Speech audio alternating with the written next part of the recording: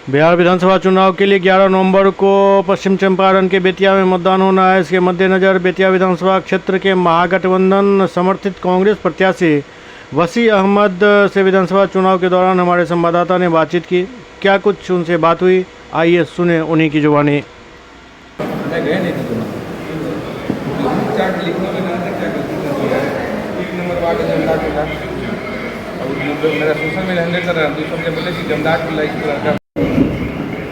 सियासी जंग के लिए मजबूत सेना की ज़रूरत पड़ती है। महागठबंधन के घटक दल जो भी हैं वो भी आपके साथ नहीं दिख रहे हैं, तो आप एनडीए के खिलाफ में कैसे कांग्रेस का परचम लहराएंगे? एनडीए और इंडिया दोनों फर्क समझिए। मैं एनडीए का उम्मीदवार नहीं हूँ, मैं इंडिया ब्लॉक का उम्मीदवार हूँ। कांग्रेस का इंडिया के आपने एनडीए की बात अभी कर दी। एनडीए के गढ़ में किला में इंडिया के गढ़ में इसको ध्वस्त करने के लिए महागठबंधन जो इंडिया गठबंधन है एकजुट है। आप देख सकते हैं राजद के वरिष्ठ नेता हैं, इंद्रजीत यादव जी हैं, बगल में सुनील राव जी हैं, भाकपा माले के। आप इस नज़रिए से देख रहे हैं कि आपको महागठबंधन एकजुट नहीं है। मैं जहाँ से देख रहा हूँ महागठबंधन में वीआईपी, लेफ्ट, आरजेडी, कांग्रेस सारी पार्टियाँ एकजुट है। इस बार सारे पार्टी के जो भी कार्यकर्ता और नेता हैं उन्होंने प्रण लिया है कि इस बार बेतिया से एनडीए का सफाया करना है। इस बार के चुनाव में कांग्रेस को वोट क्यों? सवाल दोहराएंगे, मैं सुन नहीं पाया। इस बार के चुनाव में कांग्रेस को वोट क्यों? कांग्रेस को इसलिए वोट कि कांग्रेस ही वो पार्टी है जो सामाजिक न्याय की बात करती है, समानता की बात करती है, शिक्षा की बात करती है, रोजगार की बात करती है, व्यवसाय की बात करती है, मजदूरों की बात करती है, किसानों की भलाई की बात करती है। आप देखे होंगे अभी पलायन रोको नौकरी दो यात्रा की शुरुआत बिहार से हुई थी। आज लाखों युवा बेरोजगार होकर सड़क पर भटक रहे हैं। जननायक आदरणीय राहुल गांधी ने पलायन रोको नौकरी दो यात्रा की शुरुआत की। 2 करोड़ युवाओं को रोजगार मेला लगाकर रोजगार दिया गया।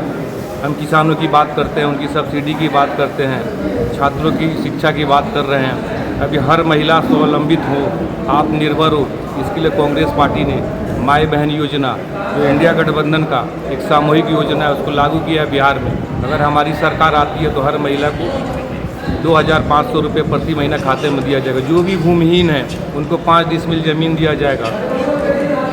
2 लाख रुपया मुफ्त सहायता राशि दी जाएगी गरीब परिवार को। 25 लाख तक का मुफ्त इलाज दिया जाएगा गरीब परिवार को। जो कुछ एक सरकार को करना चाहिए वो सब कर रही है कांग्रेस। और कांग्रेस सिर्फ वायदा नहीं करती है, लफाजी नहीं करती है नरेंद्र मोदी की तरह। तो बिहार वासियों, मैं आया हूँ यहाँ सौगात देने, 25,000 करोड़ दे दूँ, 50,000 दे दूँ, चलो 75,000 करोड़, 1.25 लाख करोड़ दिया। आज तक 1.25 लाख रुपये भी नहीं है सीमांचल में। 15 लाख रुपए हर भारतीय के खाता मारा था, कहाँ गया 15 लाख रुपए? कांग्रेस ने जो वायदे किए हैं, महागठबंधन ने जो वायदे किए वो निभाए हैं। प्रमाण के तौर पे झारखंड में इंडिया गठबंधन की सरकार है। हमारा चुनावी मैनिफेस्टो था कि हर महिला को एक निश्चित सम्मान राशि देंगे, वो हम दे रहे हैं। जननायक आदरणीय राहुल गांधी ने कहा था कि कर्नाटक में हमारी सरकार आएगी, हर महिला को 2,000 रुपये देंगे। 2,000 रुपये मिल रहे हैं। अगर हिमाचल प्रदेश में हम जीतते हैं, हर महिलाओं को रोजगार के लिए, आर्थिक सहायता के लिए एक 2,000 रुपये का निश्चित सम्मान राशि देंगे, वहाँ दिया जा रहा है। तो जननायक आदरणीय राहुल गांधी, इंडिया गठबंधन के लोग, जो भी घटक दल है, जो भी वायदे कर रहे हैं, उस वायदे पर जनता आंख मूंद के विश्वास कर रही है।